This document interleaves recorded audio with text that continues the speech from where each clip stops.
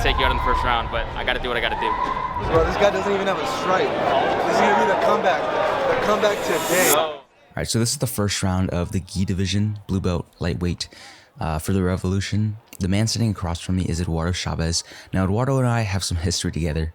I submitted him in the last Revolution for Nogi. Very, very tight match. He, just so much energy, so much explosion. And I was able to catch him in the last second. But getting back into this round, I'm going to elect to pull here. My first round is always my worst. I just have to get my heart rate going, get warmed up.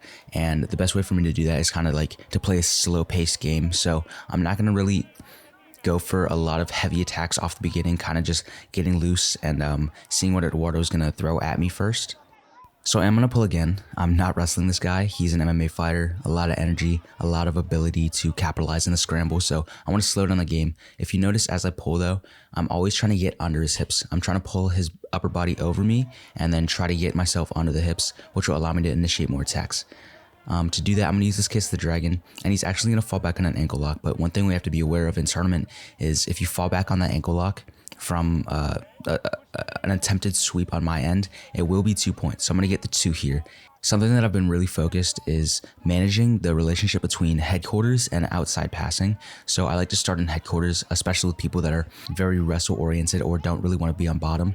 It allows me to keep them down, keep myself safe, and work off their reactions. So right here as Eduardo goes to push me away, I can take this right foot from the inside and then I can swing it out to my left hip. Now the one mistake I made was I didn't break this collar grip, and because of that, he's able to off balance me as I come in for the pass and uses that momentum to come back on top for a sweep and 2 points.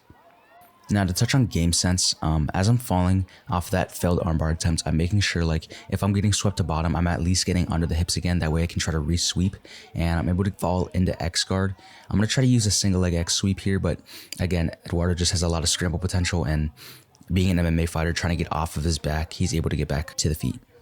Now, one thing that I wanted to give him credit for that he did well the entire match is every time I went to pull, he's always going to combat base, split squatting, and putting the knee in the middle of my guard. That makes it really hard for me to keep that right foot on his hip, and it'll allow him to go from here to then starting to chain into the outside pass. And luckily, I have a lot of experience battling the outside pass as I was previously training with Gabriel Souza, a really, really great outside passer. So things aren't looking too scary right now, but Eduardo's going to do something very smart here where he has a lot of weight loaded onto my legs. So as he springs up and allows my legs to pass by him, as I go to make connections again, he times it really, really well with the hip switch.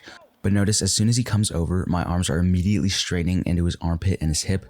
And then from there, I'm trying to reestablish my elbow and knee connection, and this is what allows me to retain my guard and get back to a safe position. Not only a safe position, but notice how I'm turning my defense into offense, once again getting back under his hips. Now from here, I'm going to try to use this Kiss the Dragon style wrestle up. I don't have a lot of torso control, and I know Eduardo's going to turn into me as soon as I try to extend him. So as he turns into me, I'm following using this grip I have.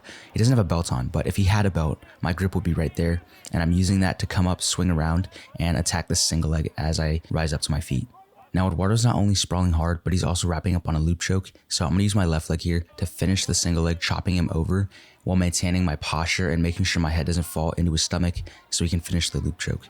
As we come up into headquarters and Eduardo's trying to grip on my sleeve, because his elbow's straight away from his chest, he's exposing an underhook, so I'm going to capitalize on that by underhooking him and shooting my knee to the right side of his chest for a blast knee cut. Now my first objective is to try to pin Eduardo's shoulders to the mat.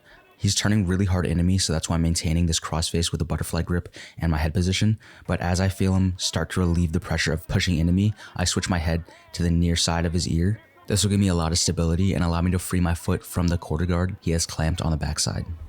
Now this is a really important moment here, and I'd like to take pride in saying that this is a higher level reaction within the technique of the knee cut. Now I can feel Eduardo use a lot of energy and force to try to turtle into me. And I know at this point I'm not going to win this battle, and I can even tell that his underhook is about to fall on the right side of my head.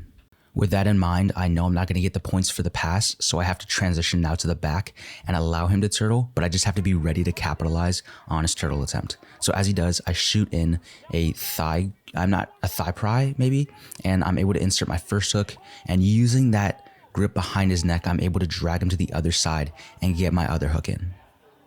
Now this was a funny moment. You're actually gonna see my coach scream at me because he's like, you gotta get 4 points. You gotta get your hooks in, and I can't body triangle. But I saw the ref gave me my points and he wasn't able to see that. So I was nodding to him like, don't worry, I got it. We got the points. So for the first few seconds in the back, I wanna work to get my control points and put tension throughout his body. However, he's doing a great job hand fighting. And as he starts scooting to the outside of my hooks, I'm prepared to transition him out. Notice how my top leg is acting as a grapevine, and this kind of gives me a little bit of lift in order to get my bottom leg out from under him, and I can start to build up to my knee to get in the mount. But as Eduardo kicks out of that grapevine, I'm able to transition my hook back to pulling onto his right leg and using that bottom leg as now a knee lever in order to hoist him up, bring him back to the other side, and my right hand was already ready for the choke, so I'm able to slide that in, connect my hands, and then slide it in for the rear naked. So all in all, Eduardo's a dog and a good friend. If you guys want to follow him on social media, he's trying to build up his MMA portfolio. Go check him out right here. And also, if you guys are interested in me reviewing your matches in a similar style to this, check out the description for more information.